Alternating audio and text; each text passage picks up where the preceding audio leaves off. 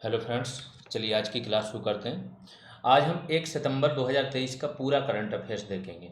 Current affairs में पहले हम हेडिंग्स देखते हैं, उसके बाद उनको एक एक हेडिंग को डिटेल में उसका विश्लेषण देखते हैं। उससे रिलेटेड और भी जो जीएस या जीके की जानकारी होती है वो भी देखते हैं।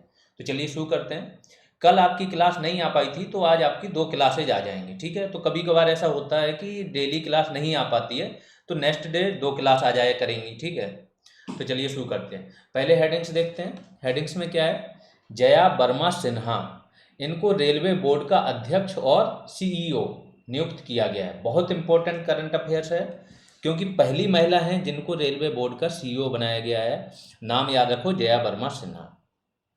दूसरा है, भारत की पहली स्वदेशी रूप से विकसित परमाणु ऊर्जा संयंत्र इकाई पूरी क्षमता से चालू हो गई। मोदी जी ने इसकी घोषणा की थी कि ये मतलब पहले देखो न्यूक्लियर रिएक्टर पहले भी थे इंडिया में, लेकिन ये वाला जो रिएक्टर है ये स्वदेशी है पूरा।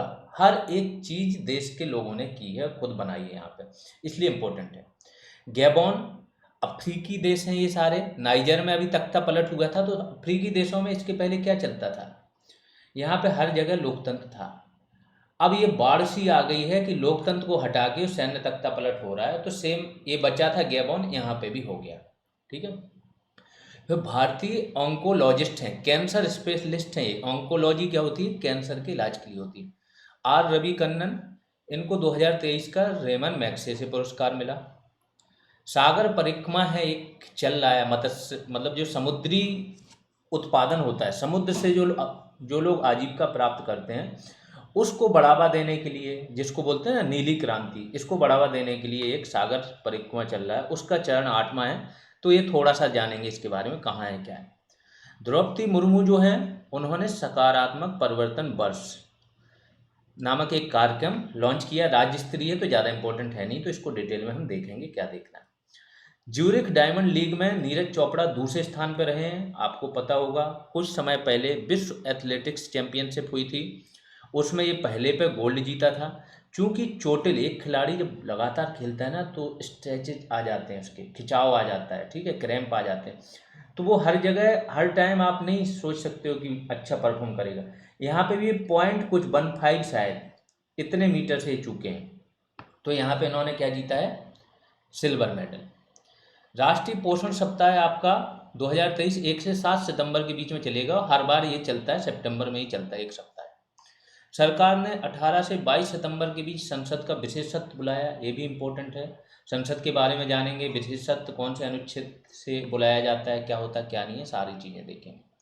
बीसीसीआई जो है, इसके सभी घरेलू और अंतर्राष्ट्रीय जो मैच होंगे, इसके शीर्ष प्रायोजन का अधिकार किसे मिला है? आईडीएफसी फर्स्ट बैंक, मतलब एक प्रायोजक हो गया, स्पॉन्सरशिप मिल गई है, तो इनकी ये नाम लिख के अपनी जर्सी पे पहनेंगे, सीधी बात है। अमृत कलश यात्रा की शुरुआत अमित शाह जी ने की है, तो ये देखेंगे क्या है। चलिए पहले करंट पे आते हैं। जया वर्मा सिन्हा, क्या है इनका? इनको रेलवे बोर्ड का अध्यक्ष और सीईओ नियुक्त किया गया है। इस पद पर नियुक्त होने वाली ये पहली महिला है। इनकी नियुक्ति को कैबिनेट की नियुक्ति समिति ने मंजूरी दे दी। तो जितनी भी बड़ी बड़ी नियुक्ति होती हैं, वो कैबिनेट कमेटी होती है नियुक्ति पे, वो इसको मंजूरी देती है। पीएम उसके हेड होते हैं, उन्होंने इनको मंजूरी दे दी। यह वर्तमान में रेलवे बोर्ड में सदस्य हैं, संचालन और व्यवसाय विकास के रूप में। तो रेलवे बोर्ड होता है, उसमें क्या होता है, अलग अलग सदस्य होते हैं।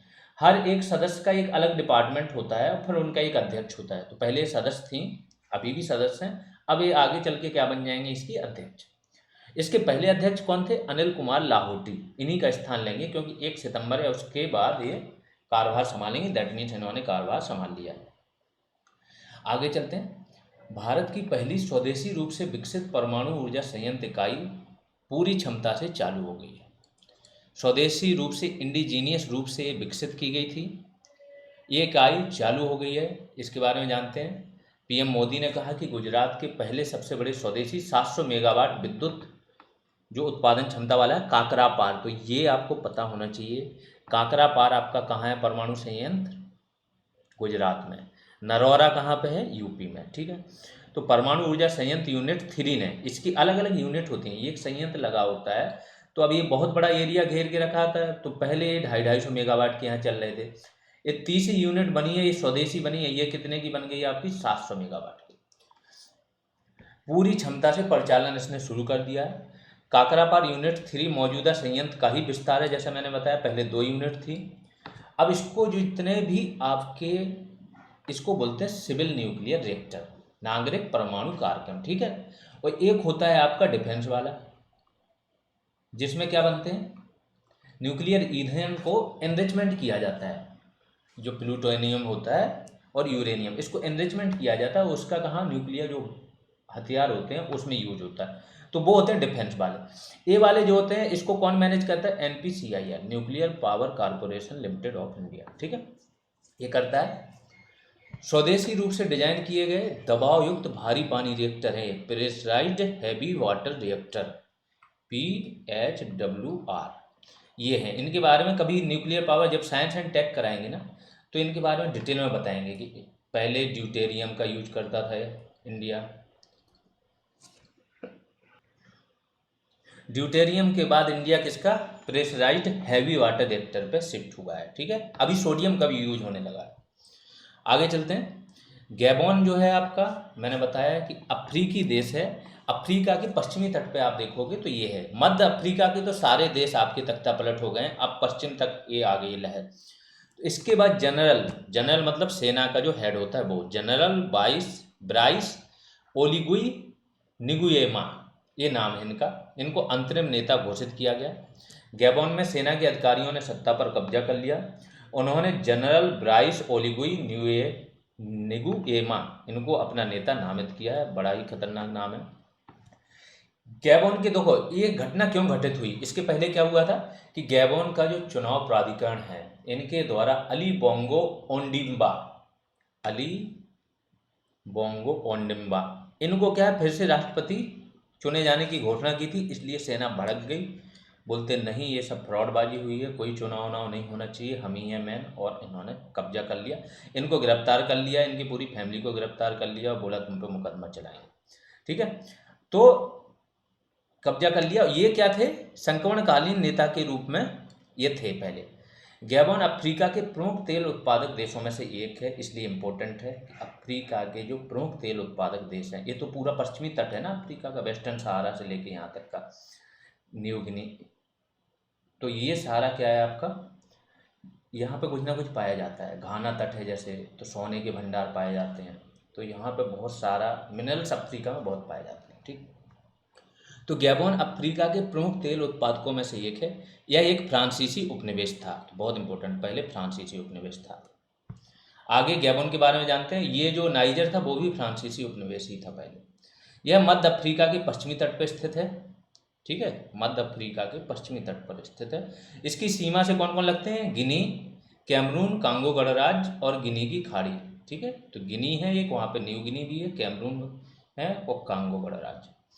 लिब्रेविले इसकी राजधानी है और मध्य अफ्रीकी CFA फ्रैंक जो है ना आपकी, बहुत सारे देशों की मुद्रा है अफ्रीका में, मध्य अफ्रीका की, तो इसकी भी क्या है, मुद्रा है। लिब्रेविले इसकी राजधानी। आगे चलते हैं। केंद्रीय मंत्री धर्मेंद्र प्रधान हैं, इन्होंने एक कॉमिक पुस्तक जारी की, लेट्स मूव फॉरवर्ड। अब ये पुस्तक क्यों इम्पोर्टेंट है, क्योंकि इसको लॉन्च करने में थोड़े बड़े बड़े लोग आए थे। तो लॉन्च कार्यक्रम 29 अगस्त 2023 को कौशल भवन नई दिल्ली में आयोजित किया गया। इस कॉमिक पुस्तक को NCERT और यूनेस्को, देखो इम्पोर्टेंट है, ने संयुक्त रूप से विकसित किया है। नाम याद रखना, NCERT और यूनेस्को ने जिसको विकसित किया उसका नाम है लेट्स मूव फॉरवर्ड। यह स्कूल जाने वाले बच्चों के स्वास्थ्य और कल्याण को बढ़ावा देने के लिए एक उपयोगी संसाधन के रूप में कार्य करेगा। दैट मीन्स किसके लिए, हेल्थ एंड वेलनेस, इस पे है, जो स्कूल जाते हैं बच्चे उनको लिए। लेट्स मूव फॉरवर्ड, चलो आगे चलते हैं। भारतीय ऑन्कोलॉजिस्ट हैं R रवि कन्नन, इन्होंने 2023 का रेमन मैग्सेसे पुरस्कार जीता है। जैसे मैंने बताया कि ऑन्कोलॉजी किससे संबंधित है, आपकी कैंसर से संबंधित, तो ये आपका साइंस का भी वो हो गया। Surgical oncologist R Ravi Kannan 2023 के रेमन मैग्सेसे पुरस्कार विजेताओं में से एक हैं। इन्हें जन केंद्रित और गरीब समर्थक, सोचो कैंसर का इलाज का सोच के ही आदमी का दिल दहल जाता होगा, जो गरीब आदमी है उसके पास पैसा है। लेकिन कुछ ऐसे डॉक्टर होते हैं ना जो बहुत कम प्राइस में गरीबों को भी दिखाते हैं कि नहीं आप कैंसर का उपचार करा सकते हो। गरीब व्यक्ति तो बताते ही नहीं, उसको कैंसर हुआ है कहीं पे कुछ दिख रहा है, बताएगा नहीं, इलाज ही नहीं, जांच ही नहीं कराएगा, उसको पता है कि ये सक्षम नहीं है, परिवार रोड पे आ जाएगा। असम में कैंसर उपचार में क्रांति लेके आए थे ये, इस सब चीज़ों की वजह से। आर रवि कन्नन असम में कछार कैंसर अस्पताल अनुसंधान केंद्र के निदेशक हैं। ये बहुत इंपॉर्टेंट है, ध्यान रखना। रेमन मैग्सेसे पुरस्कार किसी न किसी क्षेत्र में जब दिया जाता है, पहले इसकी 40 लाख थी इनामी राशि, अभी बढ़ गई होगी, और बहुत ही प्रतिष्ठित पुरस्कार है, समाज सेवा, लोक सेवा और भी बहुत सारे क्षेत्रों में।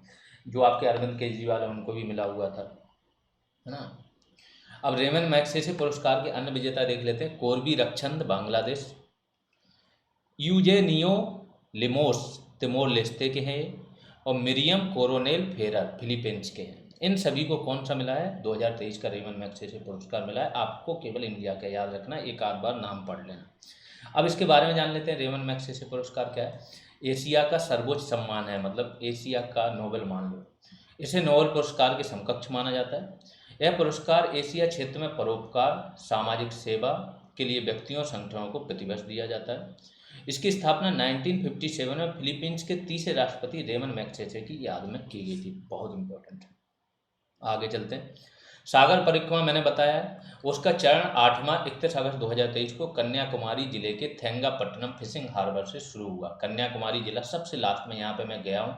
विवेकानंद जी का स्टैचू एक रॉक पे, जैसे ही आप जाते हो ना समुद्र के अंदर, हल्का सा चलना पड़ता है। एक जहाज होता है छोटा वाला, बोट ही बोलते हैं उसको, बड़ी बोट, उससे जाते हैं सभी लोग 500 मीटर या 1 किलोमीटर।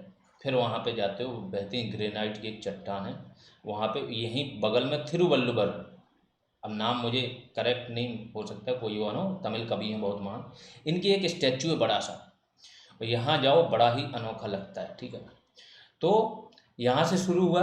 यह अपनी तरह की अनूठी मेगा फिशर आउटरीच पहल है। इसका नेतृत्व केंद्रीय मत्स्य पालन, पशुपालन और डेयरी मंत्री द्वारा किया जाता है। यह मार्च 2022 में शुरू हुआ और भारत के समुद्र तट के लगभग 8000 किलोमीटर तक फैला हुआ है। ठीक है। सागर परिक्रमा का उद्देश्य बेहतर कल के लिए मछली पकड़ना, जो मैंने बताया था, फिशिंग, जिसको बोलते हैं ब्लू इकोनॉमी। अब तक यात्रा 7 चरणों की पूरी हो चुकी है, तो उतना इंपॉर्टेंट नहीं, बस ये आ सकता है कि सागर परिक्रमा किससे संबंधित है, तो मछली पकड़ना, मछली पालन, ये सब। ज्यूरिक डायमंड लीग में नीरज चोपड़ा दूसरे स्थान पर है। जो मैंने बोला, जो न्यूज आपकी केवल वन लाइनर्स के लिए ही है, केवल फैक्ट जानना है, उसको डिटेल में विश्लेषण की जरूरत नहीं होती है, तो उसको नहीं करते हैं हम लोग। आते हैं, ज्यूरिक डायमंड लीग में नीरज चोपड़ा दूसरे स्थान पर है। ठीक है, तो 31 अगस्त को हुई थी। इन्होंने कितना 85.71 मीटर थ्रो के साथ दूसरे स्थान पर रहे हैं। चेक गणराज्य के जैकब बार्डलेच, जो तीसरे स्थान पे यहाँ पे थे, जो अभी हुई थी प्रतिस्पर्धा आपकी, ठीक है, एथलेटिक्स, विश्व एथलेटिक्स चैंपियनशिप, उसमें वो यहाँ पे फर्स्ट रहे। इन्होंने कितना 85.86 मीटर के साथ पहले स्थान पर रहे, और ये 7-1 के साथ हल्का सा चूक गए, जो मैंने बोला 0.15 से। जबकि जर्मनी के जूलियन वेबर 85.04 मीटर के साथ तीसरे स्थान पर है। हाल ही में 27 अगस्त को बुडापेस्ट में जो आयोजित हुई थी, ये आपका रिवाइज हो जाएगा, विश्व एथलेटिक्स चैंपियनशिप में स्वर्ण पदक जीता था नीरज चोपड़ा ने। अगला चलते हैं, अमृत कलश यात्रा की शुरुआत गृह मंत्री अमित शाह ने दिल्ली से की। देखो, ये गवर्नमेंट है, गवर्नमेंट के कुछ नैरेटिव्स होते हैं, कुछ फ्लैगशिप स्कीम्स होती हैं, नेम होते हैं, उनको वो आगे हमेशा हर जगह हर चीज़ से जोड़ते हैं। इस गवर्नमेंट ने बोला है कि 75 साल हमारी स्वतंत्रता को पूरे हुए हैं, तो ये वाला काल चल रहा है, वो चल रहा है अमृत काल। अब जितनी भी योजनाएं आ रही, सबके आगे अमृत लगा दिया जा रहा है, तो याद रखो अमृत का मतलब क्या है। 1 सितंबर को गृह मंत्री ने मेरी माटी मेरा देश अभियान के तहत नई दिल्ली से अमृत कलश यात्रा की शुरुआत कर दी। नई दिल्ली से हुई अमृत कलश।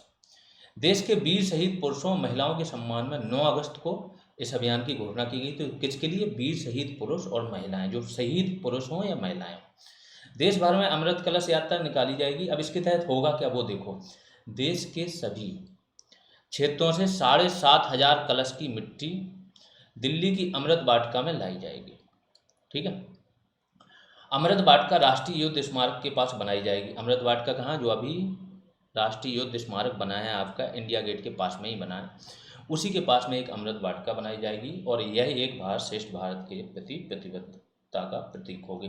तो देश भर के सभी क्षेत्रों से लाई जाएगी 7500 कलश की मिट्टी।